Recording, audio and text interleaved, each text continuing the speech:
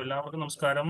നമ്മളുടെ state tax ഓഫീസറുമായി ബന്ധപ്പെട്ടാണ് നമ്മൾ ഈ ഒരു സെഷനിൽ സ്റ്റേറ്റ് ടാക്സ് ഓഫീസറുമായി ബന്ധപ്പെട്ടുകൊണ്ടുള്ള കുറച്ച് കാര്യങ്ങൾ നമ്മൾ ഒന്ന് പറയുക. എല്ലാവരും അതിനുവേണ്ടി ഇപ്പോൾ പഠിച്ചു തുടങ്ങിയിട്ടുണ്ടാവും, സീരിയസ്ലി എല്ലാവരും നോക്കുന്നുണ്ടാവും അല്ലെ? അപ്പോ നമ്മൾ ആ പഠിക്കുന്നത് എങ്ങനെ പഠിക്കണം, അതോടൊപ്പം തന്നെ നമ്മളുടെ കഴിഞ്ഞ സ്റ്റേറ്റ് ടാക്സ് ഓഫീസറിന്റെ ലോ വിഭാഗത്തിൽ നിന്നും വന്നിട്ടുള്ള ക്വസ്റ്റ്യൻസ് നമ്മൾ കുറച്ചൊന്ന് ഡിസ്കസ് ചെയ്യുക. പിന്നെ അതോടൊപ്പം തന്നെ നമുക്കറിയാം, ഈ 2026 നമ്മുടെ ഇപ്പോൾ സ്റ്റേറ്റ് ടാക്സ് ഓഫീസർ ഉടനെ നമുക്ക് നോട്ടിഫിക്കേഷൻ വരുന്നുണ്ട്. അപ്പോൾ അതിനകത്ത് എന്താ പറയുക, സിലബസിനകത്ത് ലോയുടെ ഭാഗത്തിൽ നിന്നും ഉൾപ്പെടുത്താൻ സാധ്യതയുള്ള നിയമങ്ങളെക്കുറിച്ചും കഴിഞ്ഞ സ്റ്റേറ്റ് ടാക്സ് ഓഫീസറിൽ നിന്നും എന്ത് വ്യത്യാസങ്ങളാണ് പുതിയ 2026 നമ്മുടെ സ്റ്റേറ്റ് ടാക്സ് ഓഫീസറിനകത്ത് ഉൾക്കൊള്ളിക്കാൻ പോകുന്നത് എന്നിങ്ങനെയുള്ള കാര്യങ്ങളൊക്കെ നമ്മളൊന്ന് ഇന്നത്തെ ഡിസ്കഷനിൽ നമ്മൾ ഉൾപ്പെടുത്തുന്നുണ്ട്. അപ്പൊ കഴിഞ്ഞ STO എഴുതിയ നമ്മൾ എന്താ പറയാ, കഴിഞ്ഞ STO പരീക്ഷകളുടെ ക്വസ്റ്റ്യൻ പേപ്പേഴ്സ് എല്ലാം നിങ്ങൾ നോക്കിയിട്ടുണ്ടാവും. അപ്പൊ അതിനകത്ത് നമ്മളെ ക്രിമിനൽ ലോസ് നിങ്ങളുടെ ശ്രദ്ധയിൽപ്പെട്ടിട്ടുണ്ടാവും. ഏകദേശം ഒരു 5-6 ക്വസ്റ്റ്യൻസ് ക്രിമിനൽ ലോ വിഭാഗത്തിൽ നിന്നും ചോദിച്ചിട്ടുണ്ട്. അപ്പൊ അത് നമ്മൾ 2026 പുതിയ നോട്ടിഫിക്കേഷൻ വരുമ്പോൾ ആ നിയമമല്ല. നമ്മൾ അറിയാം, 2025 കൂടി നമ്മുടെ ക്രിമിനൽ നിയമങ്ങളിൽ വലിയ മാറ്റങ്ങൾ സംഭവിച്ചിട്ടുണ്ട്. ഭാരതീയ ന്യായ സംഹിത, ഭാരതീയ നഗരിക് സുരക്ഷാ സംഹിത, ഭാരതീയ സാക്ഷി അധിനിയം എന്നൊക്കെ പറഞ്ഞുകൊണ്ട് നമ്മുടെ പഴയ IPC, CRPC എവിഡൻസിൽ മാറ്റങ്ങൾ വന്നിട്ടുണ്ട്. അപ്പൊ ആ കഴിഞ്ഞ വർഷം ചോദിച്ച, അല്ലെ കഴിഞ്ഞ STO ഓഫീസിൽ ചോദിച്ച ആ ചോദ്യങ്ങൾ പുതിയ നിയമപ്രകാരം ഏത് സെക്ഷനിലാണ്, എന്ത് മാറ്റങ്ങളാണ് വന്നിട്ടുള്ളത് എന്നൊക്കെ നമുക്ക് എന്ത് ചെയ്യാം, ഈ ഒരു സെഷനിൽ ഞാൻ പറയുന്നുണ്ട്. അപ്പോ നമ്മൾ കഴിഞ്ഞ STO പരീക്ഷയിലെ നിയമപരമായി ബന്ധപ്പെട്ടുള്ള ചോദ്യങ്ങളുടെ കാര്യങ്ങളെ ജസ്റ്റ് ഒന്ന് നമ്മളൊന്ന് ഈ ഒരു സെഷനിൽ നമ്മൾ ഒന്ന് അനലൈസ് ചെയ്യുകയാണ്. അതെങ്ങനെ പഠിക്കണം എന്നുള്ള കാര്യം നമ്മൾ ഈ ഒരു സെഷനിൽ ഡിസ്കസ് ചെയ്യുന്നുണ്ട്. അപ്പൊ ഇതാണ് നമ്മളുടെ ഇന്നത്തെ സെഷന്റെ ഒരു അജണ്ട. ഇത് മനസ്സിൽ വെച്ചുകൊണ്ട് നമുക്ക് നമ്മളുടെ ടോപ്പിക്കിലേക്ക് നീങ്ങാം. അപ്പൊ ആദ്യം തന്നെ നമുക്ക് കഴിഞ്ഞ STO പരീക്ഷയ്ക്ക് ചോദിച്ച ഒരു ചോദ്യമായിരുന്നു, എല്ലാവരും ശ്രദ്ധിക്കണം. Find out the correct option. ഇതിൽ തന്നിരിക്കുന്നതിൽ നമ്മൾ ഏതാണ് കറക്റ്റ് ഓപ്ഷൻ എന്നുള്ളതാണ്. അപ്പൊ നമുക്കറിയാം, ഇവിടെ word secularism was inserted in the preamble by 44th amendment of the constitution. Parliament has residuary power of the legislation. അല്ലെങ്കിൽ the executive power of the state includes the power to acquire and dispose of property. 4. A bill that contains provision for appropriation of money out of consolidated fund is classified as a money bill. എന്നിങ്ങനെ 4 സ്റ്റേറ്റ്മെന്റുകളിൽ നിന്നും ഏത് statement ആണ് correct എന്നുള്ളതാണ് നമ്മൾ ഇവിടെ identify ചെയ്യേണ്ടത്. അപ്പൊ നമ്മളെ സംബന്ധിച്ചിടത്തോളം ഇവിടെ ABCDയിൽ B ആണ് കറക്റ്റ് ഓപ്ഷൻ ആയിട്ട് വരുന്നത്. അതായത് സ്റ്റേറ്റ്മെന്റ് 2, സ്റ്റേറ്റ്മെന്റ് 3, സ്റ്റേറ്റ്മെന്റ് 4. ആദ്യത്തെ സ്റ്റേറ്റ്മെന്റ് തെറ്റാണ്. കാരണം സെക്യുലറിസം എന്ന് പറയുന്ന വാക്ക് 42ാം അമെന്റ്മെന്റ് പ്രകാരം 1976 42nd അമെന്റ്മെന്റ് ആക്ട് പ്രകാരമാണ് സെക്യുലറിസം എന്ന് പറയുന്ന വാക്ക് നമ്മളുടെ പ്രിയാമ്പിളിൽ ഉൾപ്പെടുത്തിയത്. എല്ലാവർക്കും അറിയാം, പ്രിയാമ്പിൾ എന്ന് പറഞ്ഞു കഴിഞ്ഞാൽ നമ്മുടെ ഭരണഘടനയുടെ പ്രിഫേസിനെയാണ്, പ്രിഫേസ് അല്ലെങ്കിൽ ഇൻട്രൊഡക്ഷൻ ആണ് നമ്മുടെ ഭരണഘടന. ഇൻട്രൊഡക്ഷൻ അല്ലെങ്കിൽ പ്രിഫേസിനെയാണ് നമ്മൾ സാധാരണ പ്രിയാമ്പിൾ എന്ന് വിളിക്കുക. അതിൽ എന്താണ്, it's key to open the mind of framers of the Indian constitution എന്നും പറയും അല്ലെ. കോൺസ്റ്റിറ്റ്യൂഷൻ ഡ്രാഫ്റ്റ് ചെയ്ത അതിന്റെ ഫ്രെയിമേഴ്സിന്റെ മനസ്സ് എന്താണെന്ന് മനസ്സിലാക്കാനുള്ള താക്കോലാണ് പ്രിയാമ്പിൾ എന്ന് പറയുന്നുണ്ട് അല്ലെ. അപ്പോൾ പ്രിയാമ്പിളുമായി ബന്ധപ്പെട്ട് നിരവധി ചോദ്യങ്ങൾ നമുക്ക് PSC പരീക്ഷകളിൽ ചോദിച്ചിട്ടുണ്ട്. അതിൽ സെക്യുലറിസം എന്ന് പറയുന്ന വാക്ക് പ്രിയാമ്പിൾ ആദ്യമായി, അല്ലെങ്കിൽ കോൺസ്റ്റിറ്റ്യൂഷൻ 1950 ജാനുവരി 26 നിലവിൽ വരുന്ന സമയത്ത് സെക്യുലറിസം എന്നുള്ള വാക്ക് ഉൾപ്പെടുത്തിയിട്ടുണ്ടായിരുന്നില്ല. പിന്നെ അത് എപ്പോഴും ഉൾപ്പെടുത്തിയത് 1976 42ാം അമെന്റ്മെന്റിലാണ്, ഭരണഘടനയിലെ 42nd അമെന്റ്മെന്റിലാണ് സെക്യുലറിസം എന്നുള്ള വാക്ക് ഭരണഘടനയിൽ ഉൾപ്പെടുത്തുന്നത് എന്ന് മനസ്സിലാക്കണം. കാരണം നിരവധി ചോദ്യങ്ങൾ ഇതുമായി ബന്ധപ്പെട്ട് നമുക്ക് പലപ്പോഴും PSC ചോദിക്കുന്നത് കാണാൻ പറ്റും. ഈ 42nd അമെന്റ്മെന്റ് വളരെ ഇമ്പോർട്ടന്റ് ആണ്, വളരെ ഇമ്പോർട്ടന്റ് ആയിട്ടുള്ള ഒരു പ്രൊവിഷൻ ആണ് എന്ന് ഓർക്കുക. അല്ലെ, സെക്യുലറിസം എന്നുള്ള വാക്ക് അർത്ഥം എന്താണ് നമുക്കറിയാം. ഇന്ത്യക്ക് പൊതുവായി ഒരു മതമില്ല. ഇന്ത്യക്ക് ആബ്സെൻസ് ഓഫ് റിലീജിയൻ ആണ്. ഇന്ത്യക്ക് എന്തില്ല? മതമില്ലാത്തൊരു രാഷ്ട്രമാണ്. ഇന്ത്യക്ക് ഒരു ഔദ്യോഗിക മതമില്ല എന്ന് പറയുന്നതിനാണ് സെക്യുലറിസം എന്ന് പറയുന്നത്. ശരിക്കും 42ാം അമെന്റ്മെന്റിനെ സംബന്ധിച്ച് നമ്മൾ പറയുന്നത് പൊതുവെ ഇറ്റ്സ് എ മിനി കോൺസ്റ്റിറ്റ്യൂഷൻ എന്നാണ്, അല്ലെ. അത്ര വളരെയധികം അമെന്റ്മെന്റുകൾ വന്നിട്ടുള്ള ഒരു അമെന്റ്മെന്റ് ആണ് 42nd അമെന്റ്മെന്റ് എന്ന് പറയുന്നത്. നമുക്ക് ഏവർക്കും ഓർമ്മയുണ്ട് 1973 സുപ്രീം കോടതി വിധിയായിട്ടുള്ള Kesavananda Bharati versus state of Kerala എന്ന് പറയുന്ന ആ സുപ്രധാന വിധിയെ ചോദ്യം ചെയ്യുന്നതിന്റെ ഭാഗവും കൂടിയായിട്ടായിരുന്നു പാർലമെന്റ് 42nd അമെന്റ്മെന്റ് ആക്ട് കൊണ്ടുവന്നതും. ഇവിടെ പാർലമെന്റിന് ഏതൊരു നിയമത്തെയും ഭേദഗതി ചെയ്യാമെന്നും ഒക്കെ 1976 ഈ 42nd അമെന്റ്മെന്റിൽ കൊണ്ടുവരികയും പിന്നീട് 1980 മിനർവ മിൽസ് എന്ന് പറയുന്ന കേസിനകത്ത് സുപ്രീം കോടതി കേശവാനന്ദ ഭാരതിയുടെ കേസിനെ വീണ്ടും ശരിവെക്കുന്നത് നമുക്ക് കാണാനായിട്ട് സാധിക്കുന്നുണ്ട്. അതായത് ഭരണഘടനയിലെ ഏതു ഭാഗവും അമെന്റ് ചെയ്യാമെന്നുള്ള 76 അമെന്റ്മെന്റിനെ പൂർണ്ണമായി മാറ്റിക്കൊണ്ട് സുപ്രീം കോടതി മിനർവ മിൽസിൽ പറയുകയുണ്ടായി, എന്താണ്, നിങ്ങൾക്ക് മാറ്റങ്ങൾ വരുത്താം, പക്ഷേ ഭരണഘടനയുടെ ബേസിക് സ്ട്രക്ചറിനെ നിങ്ങൾക്ക് ഒരു കാരണവശാലും മാറ്റം വരുത്താൻ പറ്റില്ല. ഏതിനെ ശരിവെച്ചു? നമ്മുടെ 1973 ഈ പറഞ്ഞ പോലെ Kesavananda Bharati versus state of Kerala എന്ന് പറയുന്ന കേസിനെ ശരിവെച്ചുകൊണ്ടാണ് 80 മിനർവ മിൽസ് എന്ന് പറയുന്ന കേസിലേക്ക് നമ്മൾ വന്നത്. ഇപ്പോൾ നിരവധി കാര്യങ്ങൾ ഈ 42nd അമെന്റ്മെന്റ് ആക്ടുമായി ബന്ധപ്പെട്ട് നമുക്ക് പറയാനുണ്ട്. നമ്മുടെ ക്ലാസ്സുകളിൽ, നമ്മളുടെ മാസ്റ്റർ കീയുടെ നമ്മുടെ ക്ലാസ്സുകളിൽ മുഴുവനും നമ്മളുടെ സിലബസിൽ ഓരോ ഇൻ ഡീറ്റെയിൽ ആയിട്ടുള്ള കാര്യങ്ങൾ മുഴുവനും നമ്മൾ ഇവിടെ ചർച്ച ചെയ്യുന്നുണ്ട്. കാരണം ഒരു വിദ്യാർത്ഥി പോലും ഇതുമായി ബന്ധപ്പെട്ടുകൊണ്ട് ഒരു ചോദ്യം പോലും വിടാൻ അറിയാതെ പോവരുത് എന്ന് ഉറപ്പുള്ളത് കൊണ്ടാണ് നമ്മൾ ഓരോ മൈന്യൂട്ട് ആയിട്ടുള്ള കാര്യവും നമ്മൾ എന്ത് ചെയ്യുന്നുണ്ട്, നമ്മളുടെ ഈ ഒരു ക്ലാസ്സിൽ നമ്മളുടെ സ്റ്റേറ്റ് ടാക്സ് ഓഫീസറിന്റെ ക്ലാസ്സുമായി ബന്ധപ്പെട്ടുകൊണ്ട് നമ്മൾ ചർച്ച ചെയ്യുന്നുണ്ട്. അപ്പൊ അത് ഏവരും മനസ്സിലാക്കുക. ഓക്കെ, ഇനി നമ്മളുടെ രണ്ടാമത്തെ ചോദ്യമായിരുന്നു, അല്ലെങ്കിൽ നമ്മുടെ ക്വസ്റ്റ്യൻ പേപ്പറിൽ നമ്മളുടെ കഴിഞ്ഞ STO എക്സാമിൽ രണ്ടാമത് ചോദിച്ചതായിരുന്നു. കണ്ടോ, freedom of movement can be restricted on the ground of interest of general public. Parliament cannot make any restrictions on the freedom of trade between states. Part 9 of the Constitution was inserted by 74th Amendment of the Constitution.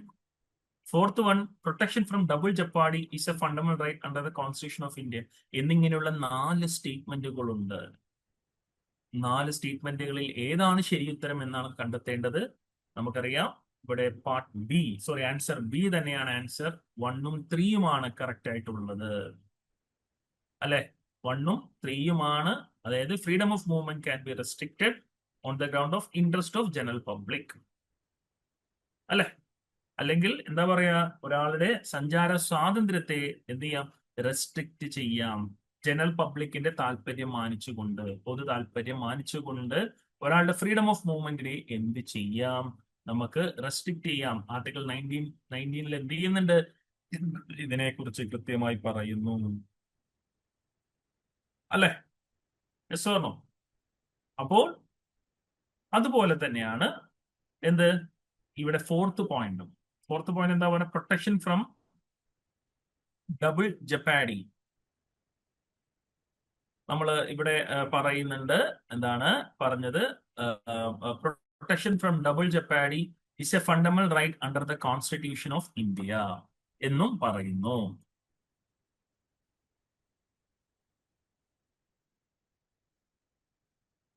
അപ്പോൾ നമ്മൾ മനസ്സിലാക്കേണ്ടത് എന്താണ്, ഈ തന്നിരിക്കുന്ന answer B ആണ് correct, അല്ലെ. Answer B എന്താണ്, statements 1 and 4 are correct എന്നാണ്.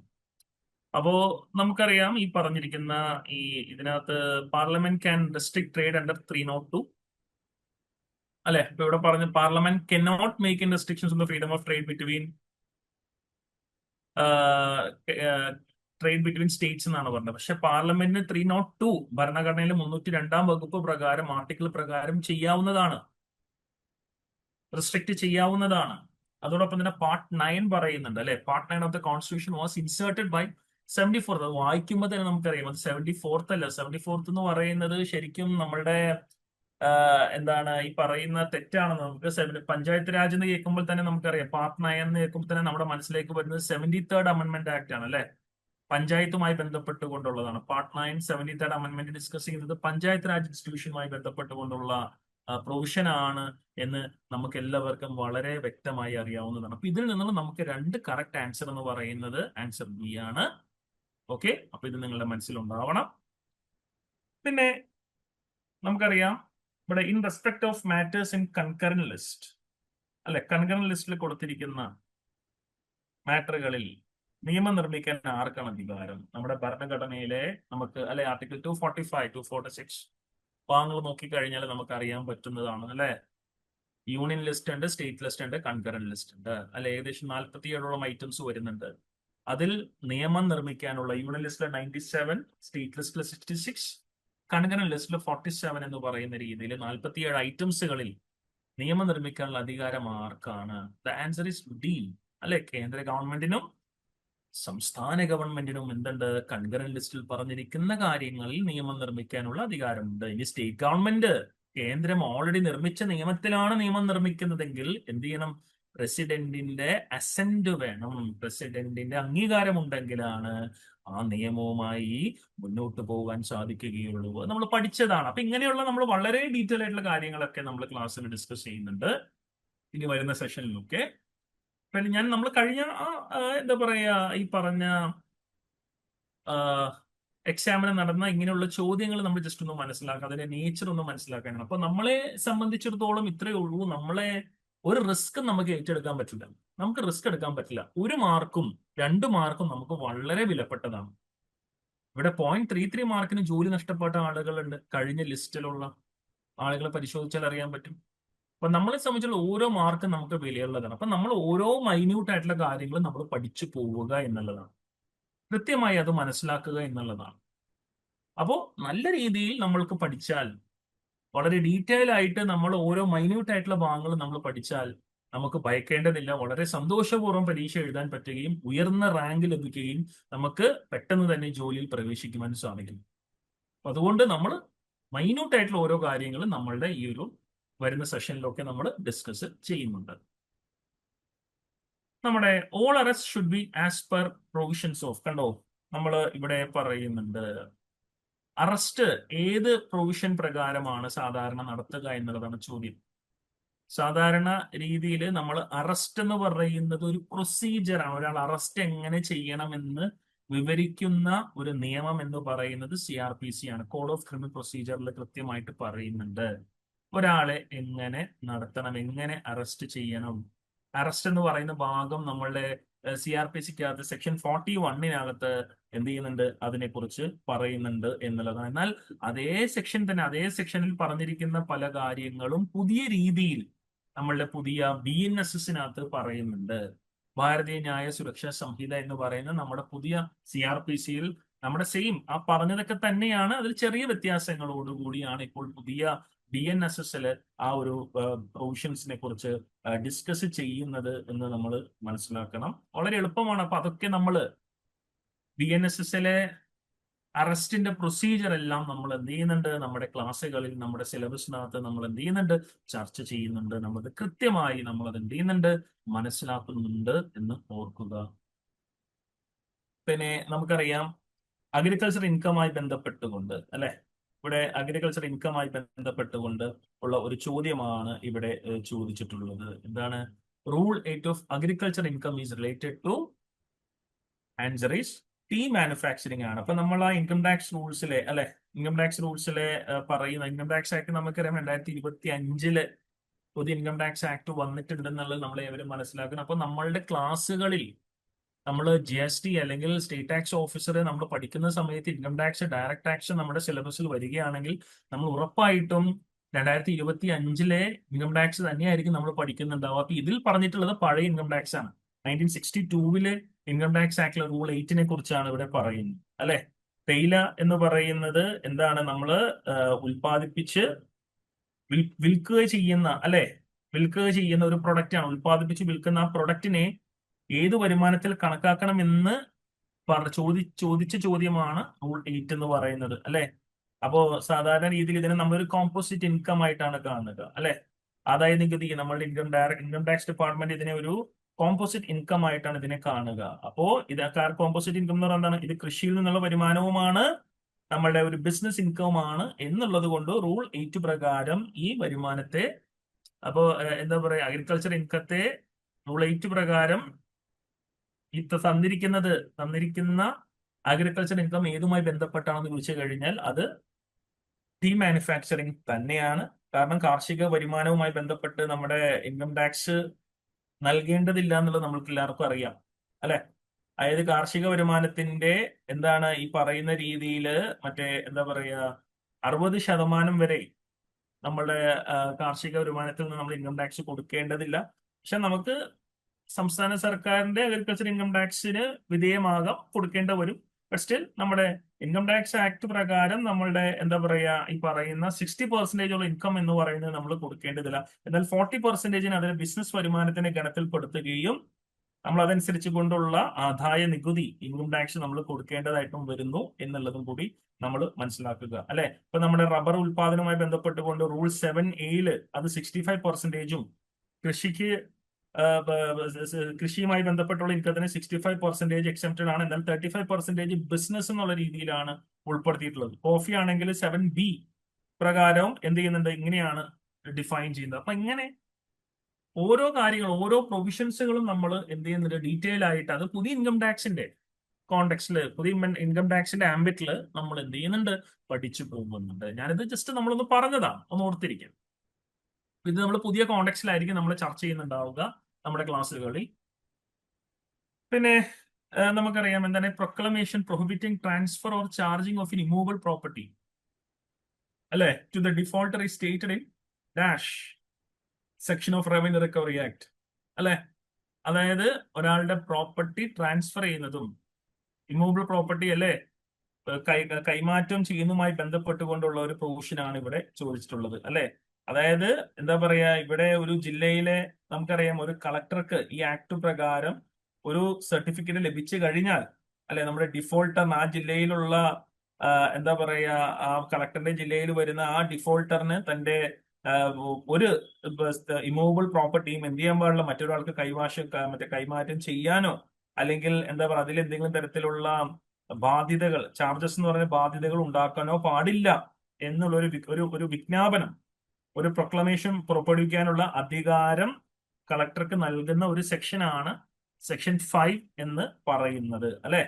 അപ്പോ സെക്ഷൻ 5 എന്ന് പറയുന്നത് തികച്ചും ഒരു എന്താ പറയാ ഒരു ഡിഫറെന്റ് ആയിട്ടുള്ള ഒരു കാര്യമാണ് അല്ലെ. അപ്പൊ അതൊന്ന് കൃത്യമായിട്ട് നമ്മൾ ഒന്ന് മനസ്സിലാക്കണം. അപ്പോ ഈ പ്രൊവിഷൻ എന്താ പറയാ ഈ പറയുന്ന റവന്യൂ റിക്കവറി ആക്ടുമായി ബന്ധപ്പെട്ടുകൊണ്ട് അല്ലെ, നമ്മുടെ 1890 റവന്യൂ റിക്കവറി ആക്ടുമായി ബന്ധപ്പെട്ടുകൊണ്ടുള്ള പ്രൊവിഷൻ, ഇതിൽ കുറച്ച് അമെന്റ്മെന്റ്സ് ഒക്കെ വന്നിട്ടുണ്ട്. അത് നമ്മൾക്ക് അടുത്ത സെഷനുകളിലൊക്കെ ആയിട്ട് നമ്മുടെ റവന്യൂ റിക്കവറി ആക്ട് നമ്മൾ സ്പെസിഫിക്കലി ഡീൽ ചെയ്യുമ്പോൾ ആ ചേഞ്ചസ് ഒക്കെ നമ്മൾ എന്ത് ചെയ്യുന്നുണ്ട്, ഇതുമായി ബന്ധപ്പെട്ടുകൊണ്ട് നമ്മൾ ചർച്ച ചെയ്യുന്നുണ്ട് നമ്മുടെ സെഷനിൽ. അപ്പൊ ഇത് പഠിക്കണം. ഇത് കഴിഞ്ഞ പ്രാവശ്യം വന്ന നിയമത്തിന്റെ ചോദ്യങ്ങളാണ്. കണ്ടോ, അടുത്തൊരു ചോദ്യം നോക്കിയേ. ഇൻ വിച്ച് ഇയർ, കണ്ടോ ഇവിടെ, in which year India has ratified united nation convention against corruption.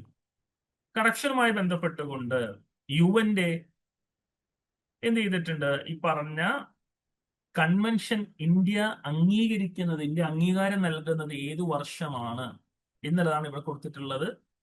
India അതിന് അംഗീകാരം നൽകുന്ന ഈ United nation convention against corruption എന്ന് പറയുന്ന ഈ ഒരു കൺവെൻഷന് ഇന്ത്യ അംഗീകാരം നൽകുന്നത്, ഇന്ത്യ അതിന് എന്താ അപ്രൂവൽ നൽകുന്നത്, ഇവിടെ ഇന്ത്യൻ നിയമവ്യവസ്ഥയിൽ UN കൺവെൻഷനിലെ പ്രൊവിഷൻസ് ഇൻകോർപ്പറേറ്റ് ചെയ്യാന്ന് പറഞ്ഞുകൊണ്ട് അതിന് അംഗീകാരം നൽകുന്ന വർഷമാണ് 2011 എന്ന് പറയുന്നത്. 2011 നമ്മൾ എന്ത് ചെയ്തത്, ഈ പറഞ്ഞ രീതിയിൽ ഇന്ത്യ ഇതിന് അംഗീകാരം നൽകുന്നത്. ശരിക്കും ഈ യുണൈറ്റഡ് നേഷൻസ് കൺവെൻഷൻ അഗെയിൻസ്റ്റ് കറപ്ഷനിൽ ഇന്ത്യ ഒപ്പുവെക്കുന്നത് ഡിസംബർ 9-നാണ്. 2005 ഡിസംബർ 9-നാണ് ഈ ഉടമ്പടിയിൽ ആദ്യമായിട്ട് നമ്മൾ ഇന്ത്യ ഒപ്പുവെക്കുന്നത്. പക്ഷെ നമ്മളതിന് ഒഫീഷ്യലി അംഗീകരിച്ചത് എന്ന് പറയുന്നത് നമ്മൾ സർക്കാരിന്റെ ഒഫീഷ്യൽ അംഗീകാരം നൽകി അത് നമ്മുടെ രാജ്യത്തിൽ പൂർണ്ണമായിട്ട് ഈ നിയമം നടപ്പിലാക്കുന്നത് ശരിക്കും 2011 മെയ് 9 ആണെന്നുള്ളത് നമ്മൾ മനസ്സിലാക്കുക അല്ലെ. അപ്പൊ ഇത് കൃത്യമായിട്ട് എന്ത് ചെയ്യുന്നുണ്ട്, ഈ ഒരു അംഗീകാരം നൽകിയതോടുകൂടി നമ്മുടെ ഇന്ത്യയിലെ അഴിമതി നിരോധന നിയമങ്ങളുണ്ട്, നമ്മുടെ പ്രിവെൻഷൻ ഓഫ് കറപ്ഷൻ ആക്ട്, അതോടൊപ്പം തന്നെ ലോക്പാൽ ഉണ്ട് അല്ലെ. ഇങ്ങനെയുള്ള 2 സംവിധാനങ്ങളിൽ എന്ത് ചെയ്തു, അഴിമതി വിരുദ്ധ നടപടികൾ അല്ലെങ്കിൽ ഇവിടെ അഴിമതി നിരോധന നിയമങ്ങൾ എന്ന് പറയുന്ന ഇവരിൽ എന്ത് ചെയ്തു, ഈ ഒരു കൺവെൻഷൻ റാറ്റിഫൈ ചെയ്തതോടുകൂടി അമെന്റ്മെന്റ്സ് കൊണ്ടുവരുന്നതും നമുക്ക് ഇതുവഴി കാണാനായിട്ട് സാധിക്കുന്നു എന്നുള്ളതാണ്. ഇതൊക്കെ നമ്മൾ ഡീറ്റെയിൽ ആയിട്ട് മനസ്സിലാക്കണം. ഡീറ്റെയിൽ ആയിട്ട് നമ്മൾ ഇതൊക്കെ എന്ത് ചെയ്യും, നമ്മൾ ചർച്ച ചെയ്യുന്നുണ്ട്, ഓർക്കുക. പിന്നെ നമുക്കറിയാം which is the institution at national level two prevent corruption എന്നാണ് ചോദ്യം അല്ലെ. നമ്മളിവിടെ അടുത്ത ചോദ്യമാണ് അല്ലെ, ഇവിടെ ആരാണ് അല്ലെ, ഇവിടെ ആരാണ് നാഷണൽ ലെവലില് ഇവിടെ കറപ്ഷൻ പ്രിവെന്റ് ചെയ്യുന്ന ഇൻസ്റ്റിറ്റ്യൂഷൻ ഏതാണ് എന്ന് ചോദിച്ചു കഴിഞ്ഞാൽ നമുക്ക് വളരെ എളുപ്പത്തിൽ ഉത്തരം കണ്ടെത്താൻ പറ്റും അല്ലെ. സെൻട്രൽ വിജിലൻസ് കമ്മീഷൻ ആണ് എന്ന് നമുക്കറിയാം അല്ലെ. നമ്മളെ സംബന്ധിച്ചിടത്തോളം സെൻട്രൽ വിജിലൻസ് കമ്മീഷന് നമുക്ക് സ്റ്റാറ്റ്യൂട്ടറി അതോറിറ്റി കിട്ടുന്നതൊക്കെ നമുക്ക് 2003-ലൊക്കെയാണ്. CVC ആക്ട് ഉണ്ട്. നമ്മുടെ വിനീത് നാരായണൻ എന്ന് പറയുന്ന കേസ്, വിനീത് നാരായണൻ വേഴ്സസ് യൂണിഫിൽ എന്ന് പറയുന്ന 1998-99 സുപ്രീം കോടതി വിധിയാണ് ശരിക്കും സെൻട്രൽ വിജിലൻസ് കമ്മീഷന് സ്റ്റാറ്റ്യൂട്ടറി അതോറിറ്റി ലഭിക്കുന്നതിനുള്ള കാരണമാവുന്നത് അല്ലെ.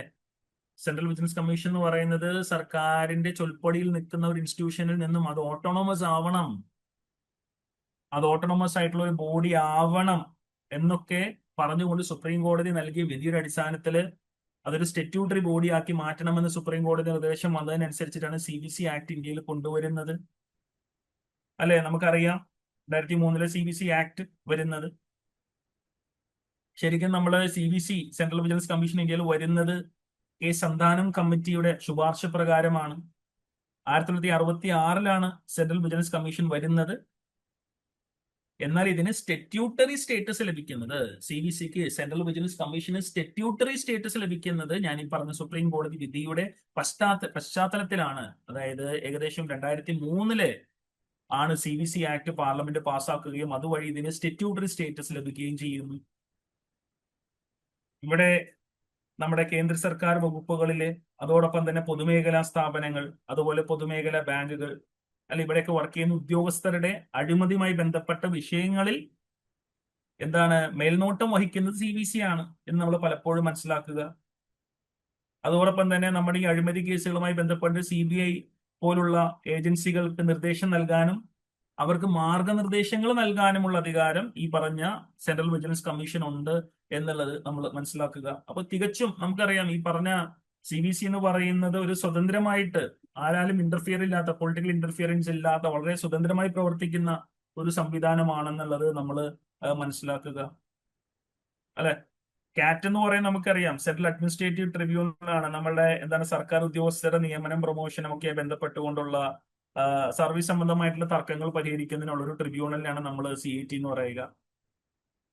നമ്മുടെ വിജിലൻസ് ആന്റി കറപ്ഷൻ ബ്യൂറോ എന്ന് പറയുന്നത് നമ്മുടെ സംസ്ഥാന തലത്തിൽ പ്രവർത്തിക്കുന്ന അഴിമതി വിരുദ്ധ ഏജൻസിയാണെന്നുള്ളത് നമ്മൾ മനസ്സിലാക്കുക. അപ്പൊ ഉദാഹരണം കേരളത്തിലുള്ള കേരള വിജിലൻസ് വിഭാഗം അത് ദേശീയ തലത്തിലുള്ള ഒരു സ്ഥാപനമല്ല എന്നുള്ളത് മനസ്സിലാക്കുക. VACB എന്ന് പറയുന്നത് വിജിലൻസ് ആന്റി കറപ്ഷൻ ബ്യൂറോ നമ്മൾ കേരളത്തിലെ പലയിടത്തും കണ്ടിട്ടുണ്ട്, പല ജില്ലകളിലും കണ്ടിട്ടുണ്ട് അല്ലെ.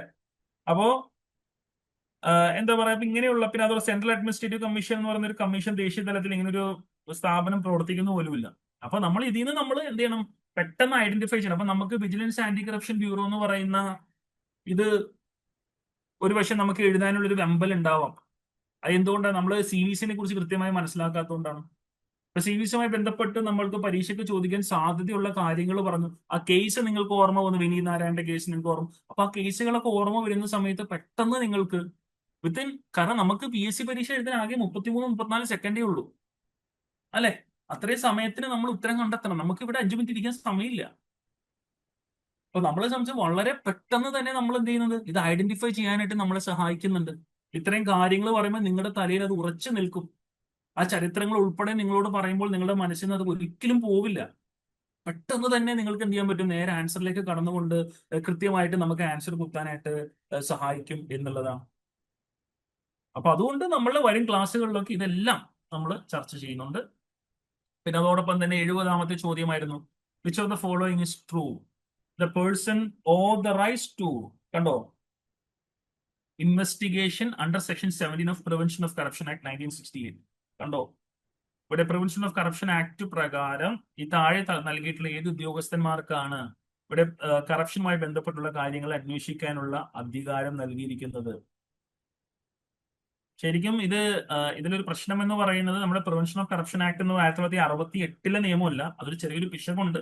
നമ്മുടെ ക്വസ്റ്റ്യൻ പേപ്പറിൽ ഒരു പിശക് ഉണ്ടായിരുന്നു. അത് 1988 ആ നിയമം വന്നത്. പ്രിവെൻഷൻ ഓഫ് കറപ്ഷൻ ആക്ട് വരുന്നത് 1988 അല്ലെ? നമ്മുടെ അഴിമതി നിരോധന നിയമത്തിലെ സെക്ഷൻ 17 ഇവിടെ ഈ പറഞ്ഞ നിയമപ്രകാരമുള്ള അഴിമതി കേസുകൾ അന്വേഷിക്കാൻ അധികാരമുള്ള പോലീസ് ഉദ്യോഗസ്ഥർ ആരൊക്കെ എന്ന് അല്ലെ കൃത്യമായിട്ട് പറയുന്നുണ്ട് അല്ലെ. അതായത് ഒരു മജിസ്ട്രേറ്റിന്റെ മറ്റേ എന്താ പറയാ ഓർഡറോ അല്ലെങ്കിൽ നിർദ്ദേശമോ ഇല്ലാതെ തന്നെ താഴെ പറഞ്ഞിരിക്കുന്ന എല്ലാ ഉദ്യോഗസ്ഥർക്കും അന്വേഷണം നടത്താനും അറസ്റ്റ് ചെയ്യാനുമുള്ള അധികാരം ഈ നിയമം നൽകുന്നുണ്ട്. കണ്ടോ, ഇവിടെ ഓൾ ഓഫ് ദി അബവ് ആണ്. അപ്പൊ നമ്മൾക്ക് എന്താ പറയാ തെറ്റാനുള്ള സാധ്യത ഇതിനകത്ത് നമുക്ക് കൃത്യമായി ഈ ഒരു പ്രൊവിഷൻ മനസ്സിലാക്കിയില്ലെങ്കിൽ നമ്മൾക്ക് ഈ ഉത്തരം എഴുതാൻ ഭയങ്കര ബുദ്ധിമുട്ടായിരിക്കും. നമ്മളത് ചിലപ്പോൾ തെറ്റെഴുതി വെക്കാം. നമ്മൾ ചിലപ്പോൾ DSP എഴുതാനുള്ള സാധ്യതയുണ്ട്, ACP എഴുതാനുള്ള സാധ്യതയുണ്ട്. പക്ഷെ ഇവിടെ എല്ലാം 4 ഉത്തരവും കറക്റ്റ് ആണെന്നാണ്. 4 ഉത്തരവും എന്താണ് ഇതിനകത്ത് വരും എന്നുള്ളതാണ്. അപ്പോ ഈ 4 കേസുകളിലും എന്താണ് ഈ പറഞ്ഞ രീതിയിൽ എന്താ പറയാ അറസ്റ്റ് ചെയ്യാനുള്ള അധികാരം നമുക്ക് നൽകുന്നുണ്ട് എന്ന് മനസ്സിലാക്കുക. അപ്പോ ഈ 3 വ്യക്തികൾക്കും, ഇൻസ്പെക്ടർ ഓഫ് പോലീസിനും ACPക്കും DSPക്കും എന്തുണ്ട്, ഈ 3 വിഭാഗം ഉദ്യോഗസ്ഥർക്കും അവരവരുടേതായിട്ടുള്ള അധികാരപരിധിയിൽ അഴിമതി കേസുകൾ അന്വേഷിക്കാൻ നിയമപരമായിട്ടുള്ള അധികാരമുണ്ട് എന്നുള്ളത് കൊണ്ട് ഇതിന്റെ answer all of the above ആണ്. അപ്പോൾ പ്രിവെൻഷൻ ഓഫ് കറപ്ഷൻ ആക്ട് എന്നുള്ള നിയമം നമ്മൾ പഠിക്കണം. പിന്നെ അടുത്തൊരു ചോദ്യമായിരുന്നു, എന്താണ് ഈ കൊഗ്നിസൻസ് എന്ന് പറയുന്ന കൺസെപ്റ്റ്? എന്താണ് ഈ കൊഗ്നിസൻസ്? കൊഗ്നിസൻസ് എന്ന് പറഞ്ഞു കഴിഞ്ഞാൽ എന്താണ്? നമ്മൾ പെട്ടെന്ന് നിയമം നമ്മൾ കൃത്യമായിട്ട് അത് മനസ്സിലാക്കിയില്ലെങ്കിൽ നമ്മുടെ CRPCയിലൊക്കെ നമ്മൾ പഠിക്കുന്നതാണ് കൊഗ്നിസൻസ് എന്ന് പറഞ്ഞു കഴിഞ്ഞാൽ, അല്ലെങ്കിൽ പുതിയ BNSൽ നമ്മൾ പഠിക്കുന്ന ഒരു സംഗതിയാണ് എന്താണ് ഈ കൊഗ്നിസൻസ് എന്നുള്ളത്. കൊഗ്നിസൻസ് എന്ന് പറയുകയാണെന്നുണ്ടെങ്കിൽ ഒരു കംപ്ലൈന്റ് മജിസ്ട്രേറ്റിന് കൊടുത്തു കഴിഞ്ഞാൽ അല്ലെങ്കിൽ ഒരു ജഡ്ജിക്ക് പരാതി നൽകി കഴിഞ്ഞാൽ ആ പരാതി ജഡ്ജ് അക്സെപ്റ്റ് ചെയ്യുകയാണ്. അല്ലെങ്കിൽ അതെന്താണ്, കോടതി അത് ഒഫീഷ്യലി അംഗീകരിക്കുകയാണ്. അല്ലെങ്കിൽ നിങ്ങൾ നൽകിയ പരാതി കോടതി സ്വീകരിക്കുകയാണ്. അതിനാണ് ശരിക്കും കൊഗ്നിസൻസ് എന്ന് പറയുന്നത്. കണ്ടോ, taking notice of offence judicially, നിങ്ങൾ നൽകിയ പരാതി മജിസ്ട്രേറ്റ് ശ്രദ്ധയിൽ എടുത്തിരിക്കുന്നു. മജിസ്ട്രേറ്റ് അതിനെ എന്ത് ചെയ്തിരിക്കുന്നു, വേണ്ട രീതിയിൽ അതിനെ എടുത്തിരിക്കുന്നു, അതിനെ അംഗീകരിച്ചിരിക്കുന്നു, അതിനെ അക്സെപ്റ്റ് ചെയ്തിരിക്കുന്നു. അപ്പൊ ഇതൊക്കെ നമ്മൾ ഡീറ്റെയിൽ കൊഗ്നിസൻസ് എന്ന് കേൾക്കുമ്പോൾ തന്നെ പിന്നെ നമുക്ക് കൺഫ്യൂഷൻ വരാം. നമ്മൾ പലപ്പോഴും കൊഗ്നിസൻസ് എന്ന് കേൾക്കുന്നവർ ചിലപ്പോൾ സീരിയസ് ഒഫൻസ് എന്ന് എഴുതാനുള്ള സാധ്യതയുണ്ട്. കാരണം എന്താ, നമ്മള് CRPCയിൽ തന്നെ അല്ലെങ്കിൽ പുതിയ BNSൽ ഭാരതീയ നാഗരിക് സുരക്ഷാ സംഹിതയിൽ BNSSൽ നമ്മൾ പഠിക്കുന്നുണ്ട്, കൊഗ്നിസബിൾ ഒഫൻസ് എന്ന് പഠിക്കുന്നുണ്ട്. കൊഗ്നിസബിൾ ഒഫൻസ് എന്ന് പറഞ്ഞു കഴിഞ്ഞാൽ സീരിയസ് ആയിട്ടുള്ള ഒഫൻസിനെ കൊഗ്നിസബിൾ ഒഫൻസ് എന്ന് വിളിക്കും. ഗൗരവമേറിയ തെറ്റുകുറ്റങ്ങളെയാണ് നമ്മൾ കൊഗ്നിസബിൾ ഒഫൻസ് എന്ന് വിളിക്കുക. എന്നാൽ അതിനോടൊപ്പം തന്നെ നോൺ കൊഗ്നിസബിൾ എന്ന് വിളിക്കാറുണ്ട്. നോൺ കൊഗ്നിസബിൾ എന്ന് പറഞ്ഞു കഴിഞ്ഞാൽ എന്താണ്, അധികം ഗൗരവമേറിയല്ലാത്ത 3 വർഷമോ അതിന് താഴെയോ തടവ് ലഭിക്കാവുന്ന തെറ്റുകുറ്റങ്ങളെയാണ് നോൺ കൊഗ്നിസബിൾ ഒഫൻസ്. അപ്പൊ നമ്മളിത് കൃത്യമായിട്ട് ക്ലാസ്സിൽ നമ്മൾ പഠിച്ചില്ല എന്നുണ്ടെങ്കിൽ നമ്മൾക്ക് പലരും എന്ത് ചെയ്യും, നേരെ തെറ്റെഴുതി വെക്കും. കാരണം നമ്മൾ മാത്രമേ ശ്രദ്ധിക്കുള്ളൂ. സീരിയസ് ഒഫൻസ് സാറ് പറഞ്ഞിരിക്കുന്നു, കൊഗ്നിസബിൾ ഒഫൻസ് എന്ന് പറയുന്നത് സീരിയസ് ഒഫൻസ് ആണെന്നാണ് ക്ലാസ്സിൽ ഇപ്പോൾ കേട്ടത്, നേരെ എഴുതി വെക്കും. പക്ഷേ ഇവിടെ കൊഗ്നിസബിൾ ഒഫൻസ് എന്നല്ല ചോദിച്ചത്, എന്താണ്, കൊഗ്നിസൻസ് ആണ്. രണ്ടും രണ്ടാണ്. ഇങ്ങനെ വേർതിരിച്ച് നമ്മൾ പഠിക്കണം. വാക്ക് കേൾക്കും. ലോയിൽ അങ്ങനെ ഒരു പ്രശ്നമുണ്ട്. ഒരു വാക്ക് തന്നെ എന്ത് ചെയ്യുന്നുണ്ട്, നമ്മളെ വളരെ സിമിലർ ആയിട്ടുള്ള റിലേറ്റഡ് ആയിട്ടുള്ള വാക്കുകൾ ചോദിക്കും. പക്ഷെ രണ്ടിനും 2 അർത്ഥങ്ങളാണ് വരുന്നത്. അപ്പൊ ഇത് മനസ്സിലാക്കണമെങ്കിൽ നമ്മൾ ക്ലാസ്സിൽ ശ്രദ്ധിക്കണം. അപ്പൊ കൊഗ്നിസൻസ് എന്ന് പറഞ്ഞു കഴിഞ്ഞാൽ എന്താണ്? Take notice of offence judicially എന്നുള്ളതാണ്. കണ്ടോ? അപ്പൊ അത്രയും നമ്മൾ കെയർഫുൾ ആയിട്ട്, കണ്ടോ, ഇത് ഒരു കഴിഞ്ഞ പ്രാവശ്യം ചോദിച്ച ചോദ്യമാണ്. നിരവധി വിദ്യാർത്ഥികൾക്ക് ഇതുമായി ബന്ധപ്പെട്ട് ഒരുപക്ഷെ തെറ്റുകൾ സംഭവിച്ചേക്കാം. പഠിക്കാതെ പോയിട്ടുണ്ടെങ്കിൽ ശ്രദ്ധിക്കാത്തവർക്ക് ഉറപ്പായിട്ട് തെറ്റ് സംഭവിച്ചിട്ടുണ്ടാവാം. മിക്കവാറും വിദ്യാർത്ഥികൾ സീരിയസ് ഒഫൻസ് എന്ന് പറഞ്ഞുകൊണ്ട് നേരെ ചാടി അതിൽ കുത്തിയിട്ടുണ്ടാവും, മെയിൽ കുത്തിയിട്ടുണ്ടാവാം. ഇത് ഭയങ്കര വലിയ തെറ്റാണ്. നമ്മുടെ ഒരു മാർക്ക് നമുക്ക് നഷ്ടപ്പെട്ടു. മാത്രമല്ല നമ്മുടെ നെഗറ്റീവ് 0.33 വരികയും നമ്മുടെ മാർക്ക് 0.33, നമുക്ക് ഒരു മാർക്കും 1.33 മാർക്ക് നമുക്ക് നഷ്ടപ്പെട്ടു. ഒന്ന് ആലോചിച്ച് നോക്കിയേ, അതിന്റെ ഗൗരവം എത്രയാണെന്ന് നോക്കിയേ. ആ ഒരു മാർക്കിന് ജോലി നഷ്ടപ്പെട്ടേക്കാം അല്ലേ? അപ്പൊ നമുക്ക് അടുത്ത ചോദ്യത്തിലേക്ക് കടക്കാം. അപ്പൊ ആർക്കും ഇങ്ങനെയുള്ള പിഴവുകൾ സംഭവിക്കരുത്. In which offence court permission is required to compound offence. കണ്ടോ, വീണ്ടും നമ്മുടെ BNS, നമ്മുടെ പഴയ IPCയിലെ ചോദ്യമാണിത്. IPCയിലെ നമുക്ക് വേണ്ട നൽകിയിരിക്കുന്ന സിലബസിലെ വളരെ ഇമ്പോർട്ടന്റ് ആയിട്ടുള്ള ഒരു ഭാഗത്ത് നിന്നുമാണ് ചോദ്യം വന്നിട്ടുള്ളത്. ഇത് നമ്മൾ കോമ്പൗണ്ട് ചെയ്യാൻ പറ്റുന്ന ഇതിൽ ഏത് ഒഫൻസിനെയാണ് കോടതിക്ക് കോമ്പൗണ്ട് ചെയ്യാൻ പറ്റുക എന്നുള്ളത് ഇവിടെ ചോദിച്ചിരിക്കുകയാണ് അല്ലെ?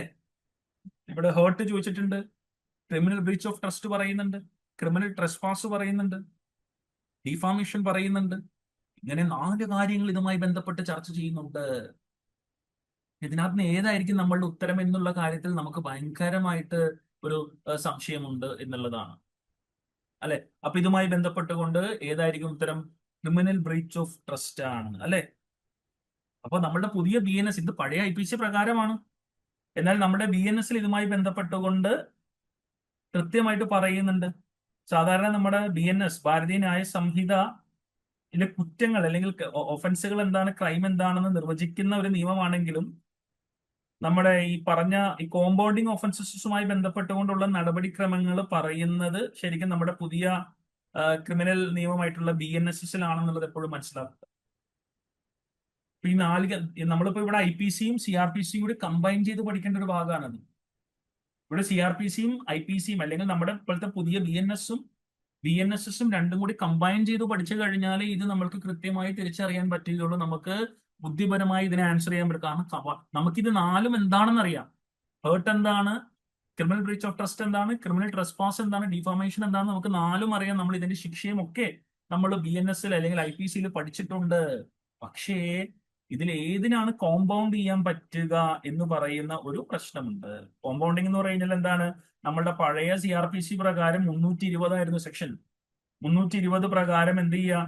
ഈ പറയുന്ന രീതിയിൽ കേസ് ഒത്തുതീർപ്പാക്കുന്നതിനാണ് നമ്മൾ സാധാരണ കോമ്പൗണ്ട് ചെയ്യുക എന്ന് പറയാം. നമ്മുടെ പുതിയ BNSSല്, ഭാരതീയ നഗരിക് സുരക്ഷ സംഹിതയിൽ 359 പ്രകാരമാണ് കേസുകൾ എന്ത് ചെയ്യുന്നത്?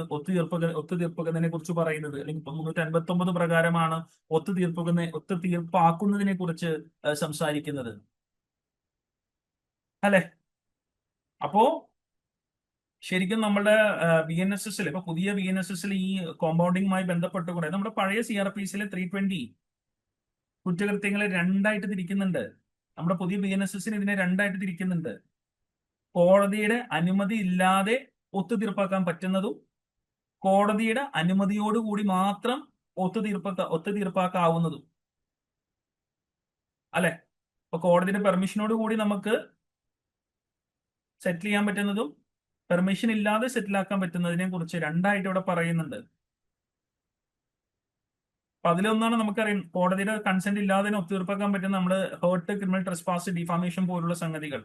എന്നാൽ കോടതിയുടെ കൺസെന്റോട് കൂടി, കോടതിയുടെ പെർമിഷനോട് കൂടി നമുക്ക് ഒത്തുതീർപ്പാക്കാവുന്നത് ഏതാണ്?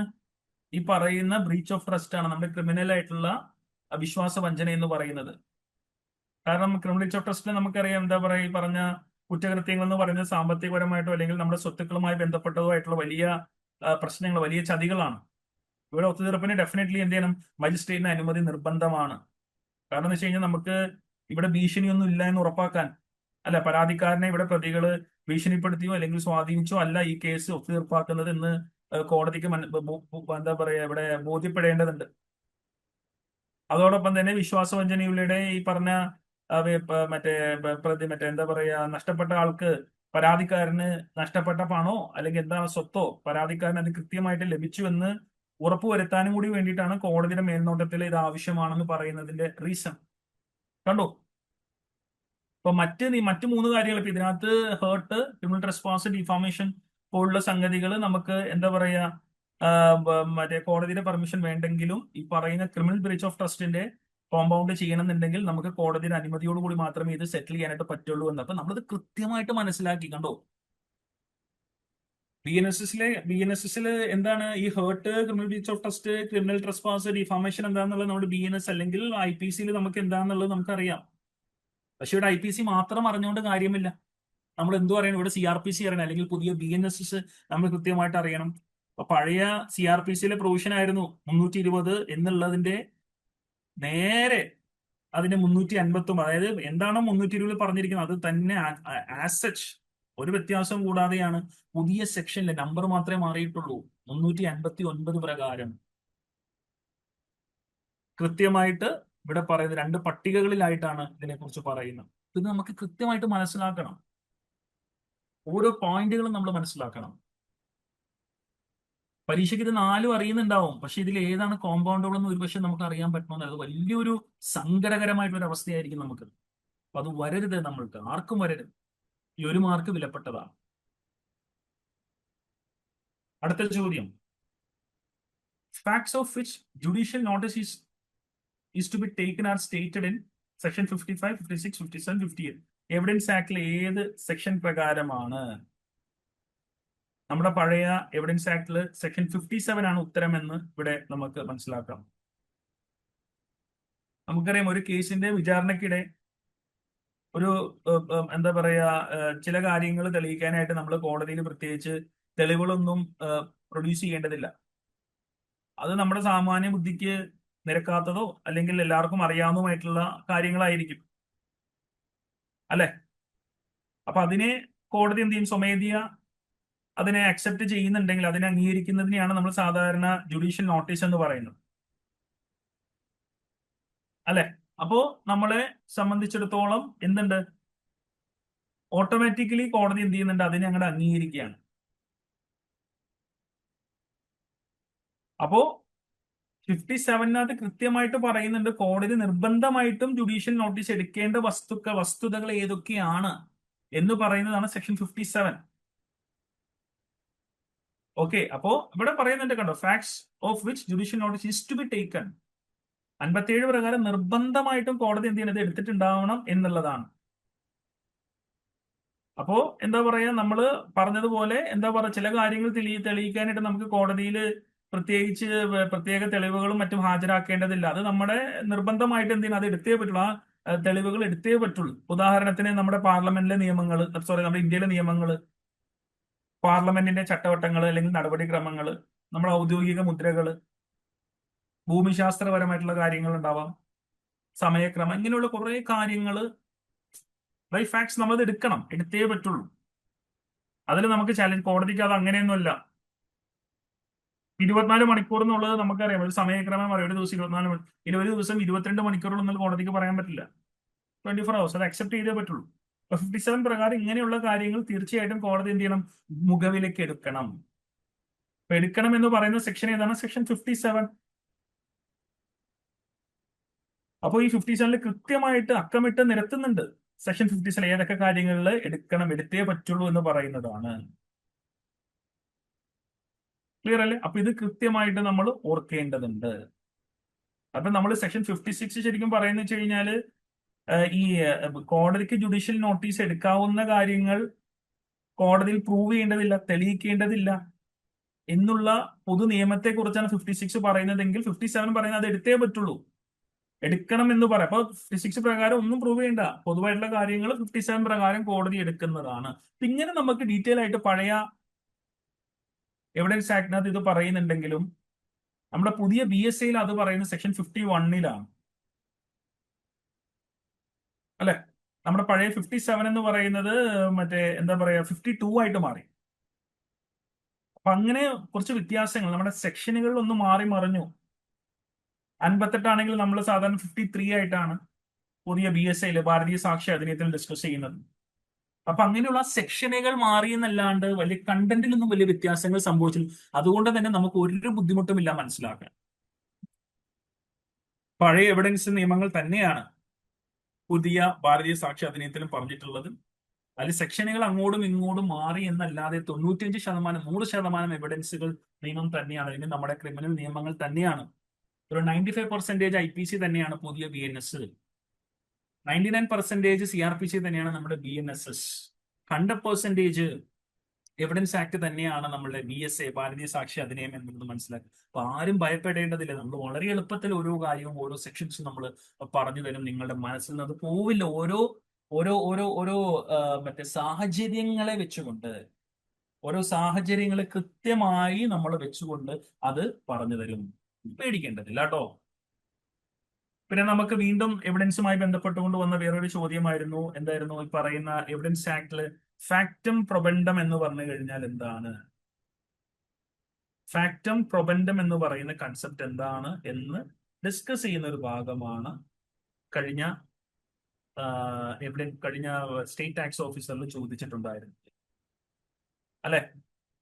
അപ്പോ നമുക്കറിയാം ഇവിടെ ഫാക്ട് എന്ന് പറഞ്ഞു കഴിഞ്ഞാൽ, അണ്ടർ എവിഡൻസ് ആക്ട് ഫാക്ട് എന്ന് പറഞ്ഞു കഴിഞ്ഞാൽ എന്താണ് എന്നുള്ളതായിരുന്നു ഇവിടെ ചോദ്യം. വസ്തുതകൾ എന്ന് പറഞ്ഞു കഴിഞ്ഞാൽ എന്താണ്? അതിന് ഉത്തരം എന്ന് പറയുന്നത് C ആണ്. മിക്സഡ് ഫാക്ടം പ്രൊമൻഡം, ഫാക്ടം പ്രൊബൻസ്, അല്ലെ, എന്ന് പറയുന്ന ഇതിനെയാണ് സാധാരണ രീതിയിൽ ഫാക്ട് എന്ന് വിളിക്കുക. അപ്പൊ എന്താണ് ഫാക്ട്? എന്താണ് ഒരു വസ്തുത? എവിഡൻസ് ആക്ട് പ്രകാരം ഒരു വസ്തുത എന്ന് പറയുന്നത് എന്താണെന്ന് ചോദിച്ചു കഴിഞ്ഞാൽ അതിന് മിക്സഡ് ഫാക്ടം പ്രൊബൻഡ് എന്നും ഫാക്ടം പ്രൊബൻസ് എന്നും നമുക്ക് ഇതിനെ വിളിക്കാനായിട്ട് സാധിക്കുന്നു എന്നുള്ളതാണ്. അപ്പൊ എന്താണിത് ഫാക്ടം പ്രൊബൻഡവും ഫാക്ടം പ്രൊബൻസും എന്താണ്? അപ്പോ എവിഡൻസിൽ ഫാക്ട് എന്നുള്ള ഇതുകൊണ്ട് പ്രധാനമായും രണ്ട് കാര്യങ്ങളാണ് ഉദ്ദേശിക്കുന്നത്. ഒന്ന് ഫാക്ടം പ്രൊബൻഡം. അപ്പൊ ഫാക്ടം പ്രൊബൻഡം എന്ന് പറഞ്ഞു കഴിഞ്ഞാൽ എന്താണ്? ഒരു ഫാക്ടിൻ ഇഷ്യൂ. ഫാക്ടിൻ ഇഷ്യൂ എന്ന് പറഞ്ഞ ഒരു തർക്കത്തിലുള്ള ഒരു വസ്തുത, അല്ലെങ്കിൽ ഒരു കേസുമായി ബന്ധപ്പെട്ട് കോടതിയിൽ നമ്മൾ തെളിയിക്കപ്പെടേണ്ട എന്താണ് പ്രധാന വസ്തുതയാണ്, അല്ലെങ്കിൽ പ്രധാന തർക്ക വിഷയത്തെയാണ് നമ്മൾ പൊതുവെ എന്ത് വിളിക്കുക? ഫാക്ടിൻ ഇഷ്യൂ എന്ന് വിളിക്കുക. അപ്പോ ABയെ കത്തി കൊണ്ട് കുത്തി കൊലപ്പെടുത്തിയോ ഇല്ലയോ, ഇതാണ് ഇതിലെ ഒരു കേസിൽ. അപ്പോ ഇവിടെ ഒരു കൊലപാതകം നടന്നു. കൊലപാതകം നടക്കുമ്പോൾ ഇവിടെ ABയെ കത്തിക്ക് കുത്തിയോ, ഇതാണ് ഇവിടെ പ്രൂവ് ചെയ്യേണ്ട ഇവിടെ തർക്ക വിഷയം. അതാണ് ഇതിനാണ് നമ്മൾ സാധാരണ ഫാക്ടം പ്രൊബൻഡം എന്ന് വിളിക്കുക. എന്നാൽ ഫാക്ടം പ്രൊബൻസിനെ വിളിക്കുന്ന എന്താണ്? നമ്മൾ റെലവന്റ് ഫാക്ട് ആണ്. റെലവന്റ് ഫാക്ട് എന്ന് പറഞ്ഞാൽ വളരെ പ്രസക്തമായിട്ടുള്ള ചില വസ്തുതകൾ, അല്ലെ? അതിനാണ് നമ്മൾ സാധാരണ രീതിയിൽ നമ്മൾ റെലവന്റ് ഫാക്ട്സ് എന്ന് വിളിക്കും. അതായത് ഒരു പ്രധാന വസ്തുത തെളിയിക്കാൻ കോടതിയെ സഹായിക്കുന്ന മറ്റ് അനുബന്ധ വസ്തുതകൾ ഇല്ലെങ്കിൽ, അനുബന്ധ വസ്തുതകൾ അല്ലെങ്കിൽ നമ്മൾ എന്താ പറയുക തെളിവുകളിനെയാണ് നമ്മൾ പ്രധാനമായിട്ട് നമ്മൾ പ്രസക്തമായ വസ്തുതകൾ എന്നുള്ളത്. അതായത് ഒരു മെയിൻ ആയിട്ടുള്ള ഒരു വസ്തുത തെളിയിക്കണം എന്നുണ്ടെങ്കിൽ നമ്മൾ എന്താ പറയാ ആ വസ്തുത തെളിയിക്കുന്നതിന് വേണ്ടിയിട്ടുള്ള അനുബന്ധമായിട്ടുള്ള അതുമായി ബന്ധപ്പെട്ട ചില ഫാക്ട്സുകൾ, ചില വസ്തുതകളെയാണ് നമ്മൾ പൊതുവെ റെലവന്റ് ഫാക്ട് എന്ന് വിളിക്കുക. ഉദാഹരണം ഞാൻ നേരത്തെ സൂചിപ്പിച്ചതുപോലെ ABയെ കത്തിക്ക് കുത്തിയോ, കത്തി കൊണ്ട് കുത്തിയോ എന്നുള്ളതിന്റെ ഒരു വലിയൊരു തെളിവാണ്, ഒരു റെലവന്റ് ഫാക്ട് ആണ് എന്ന് പറയുന്നത്. എന്താണ് മറ്റേ എന്താ പറയാ ഈ പറഞ്ഞ കൊലപാതക ദിവസം എന്താ പറയാ മറ്റേ A എന്ന് പറയുന്ന വ്യക്തി Bയെ കുത്തുന്നതിന് വേണ്ടിയുള്ള കത്തി ഒരു കടയിൽ നിന്ന് മേടിച്ചത് അവിടെയുള്ള 2-3 പേരോ കണ്ടിട്ടുണ്ട്. അത് വളരെ ഒരു എന്താണ് റെലവന്റ് ആയിട്ടുള്ള ഒരു ഫാക്ട് ആണ്, ഫാക്ടം പ്രൊബൻസ് ആണ്. അപ്പൊ ഒരു ഫാക്ടിൻ ഇഷ്യൂ പ്രൂവ് ചെയ്യാനായിട്ട്, ഒരു തർക്ക വിഷയം നമുക്ക് പ്രൂവ് ചെയ്യാനായിട്ട് ഇയാൾ കുത്തിയോ ഇല്ലേ എന്നുള്ളതിന് ഒരു തെളിവായിട്ട് ഇതൊരു പ്രസക്തമായിട്ടുള്ള ഒരു വസ്തുതയാണ്. ഇയാൾ കടയിൽ നിന്ന് മേടിക്കുന്നത് 2-3 പേര് കണ്ടിട്ടുണ്ടെന്നുള്ളത്. അപ്പോ ഒരു ഫാക്ടിനകത്ത് എന്താ പറയുക ഈ രണ്ട് വസ്തുതകളും ഉണ്ടാവണം. അതായത് ഇതിന്റെ കോമ്പിനേഷൻ മിക്സഡ്, അതായത് ഫാക്ടം പ്രൊബൻഡവും ഫാക്ടം പ്രൊബൻസിനെയുമാണ് നമ്മൾ സാധാരണ ഒരു എവിഡൻസ് ആക്ടിനകത്ത് വസ്തുതകൾ എന്ന് നമ്മൾ പറയുന്നത്. അപ്പൊ ഇത് കൃത്യമായി നമ്മൾ മനസ്സിലാക്കണം. എന്താണ് ഫാക്ട് എന്നൊക്കെ ഉള്ളത് നമ്മൾ എവിഡൻസിനകത്ത് പഠിക്കുന്ന സമയത്ത് കൃത്യമായി നമ്മൾ പറയുന്നുണ്ട്. നമ്മുടെ പഴയ എവിഡൻസ് ആക്ടില് സെക്ഷൻ 3-നകത്താണ് ഈ നിർവചനങ്ങൾ അല്ലെങ്കിൽ ഫാക്ടുമായി ബന്ധപ്പെട്ടുകൊണ്ടുള്ള ഡെഫിനിഷൻസ് ഒക്കെ നമ്മൾ ചർച്ച ചെയ്യുന്നത്. അത് എന്താ പറയുക ഒരു മാറ്റവും കൂടാതെ നമ്മുടെ BSAയിൽ സെക്ഷൻ 2 ക്ലോസ് 1 ക്ലോസ് Dയിൽ നമ്മുടെ ഭാരതീയ സാക്ഷി അധിനിയത്തിനകത്ത് നമ്മൾ കൃത്യമായിട്ട് 2 clause 1 clause ഡിക്കകത്ത് ഫാക്ട് എന്താണെന്നുള്ളത് നമ്മൾ ഇവിടെ നിർവചിക്കുന്നുണ്ട് എന്നുള്ളതാണ്. ഫാക്ട് എന്ന് പറയുകയാണെങ്കിൽ നമുക്കറിയാം നമ്മുടെ പഞ്ചേന്ദ്രിയങ്ങൾ കൊണ്ട്, അല്ലെ, നമ്മൾക്ക് എന്താ പറയാ, നമ്മൾ സെൻസ് ചെയ്യുന്ന ഒരു കാര്യത്തെയാണ് നമ്മൾ സാധാരണ ഫാക്ട് എന്ന് പറയുന്നത്. അല്ലെ, നമ്മൾ നമ്മുടെ പഞ്ചേന്ദ്രിയങ്ങൾ കൊണ്ട് നമ്മൾ എന്തെങ്കിലും ഒരു കാര്യം മനസ്സിലാക്കിയിട്ടുണ്ടെങ്കിൽ അത് വസ്തുതയാണ് എന്നൊക്കെ പറയുന്ന ഒരു ഭാഗമാണ് മറ്റേ നമ്മുടെ സെക്ഷൻ 2 clause 1 clause ഡിയിൽ നമ്മുടെ BS അതിനെ കുറിച്ച് പറയുന്നുണ്ട്. ഈ ഫാക്ടിൻ ഇഷ്യൂ എന്ന് പറയുന്ന ഫാക്ടും പ്രൊബന്ധത്തെ തന്നെ സെക്ഷൻ 2 clause 1 clause ഇക്കകത്ത് ഭാരതീയ സാക്ഷി അധിനിയത്തിൽ പറയുന്നു. നമ്മുടെ ഫാക്ടും പ്രൊബൻസിനെ, നമ്മുടെ റെലവന്റ് ഫാക്ടിനെ കുറിച്ച് സെക്ഷൻ 2 clause 1 clause കെയിൽ ഇവിടെ BSAയിൽ പറയുന്നുണ്ട്. അപ്പൊ നിങ്ങൾ പേടിക്കേണ്ടതില്ല, അയ്യോ നമ്മുടെ പഴയ എവിഡൻസ് ആക്ടിൽ നിന്ന് കുറെ വ്യത്യാസങ്ങളുണ്ട്. ഒരു വ്യത്യാസവും ഇല്ല.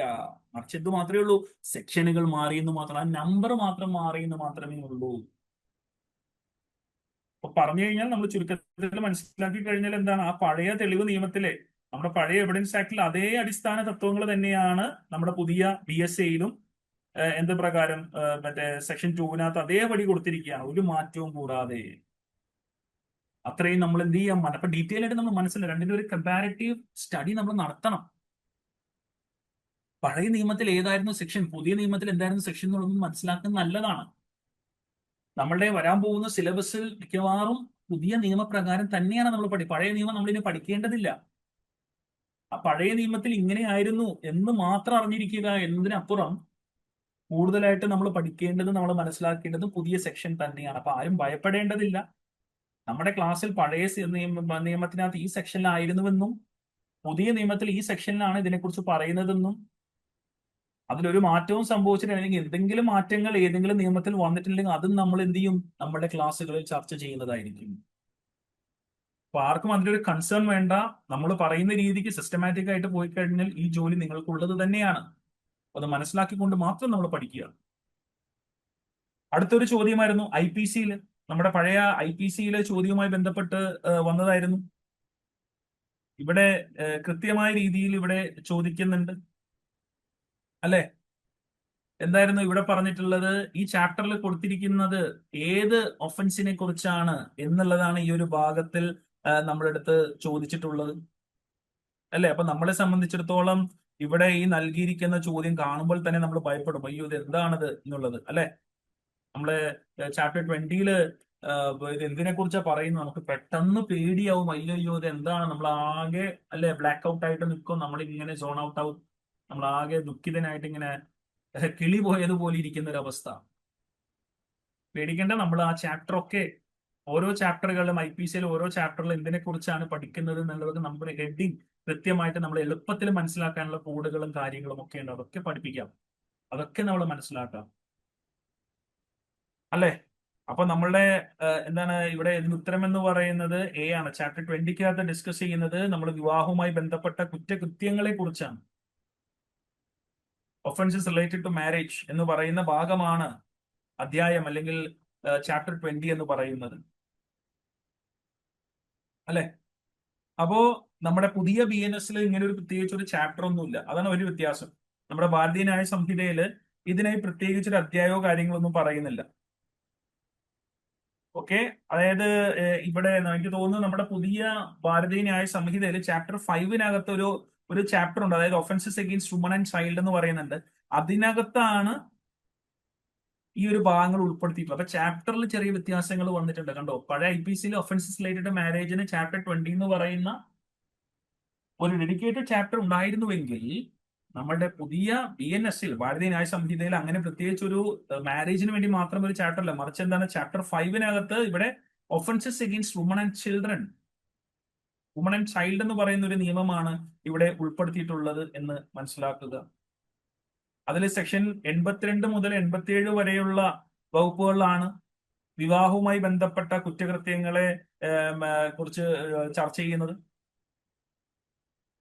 മറ്റേ എനിക്ക് തോന്നുന്നു നമ്മൾ ഒരു സെക്ഷൻ പറയുമെങ്കിൽ നമ്മൾ സെക്ഷൻ 82 എന്ന് പറയുന്നുണ്ട്, വിവാഹിതരാണെന്ന് നമ്മൾ തെറ്റിദ്ധരിപ്പിച്ച്,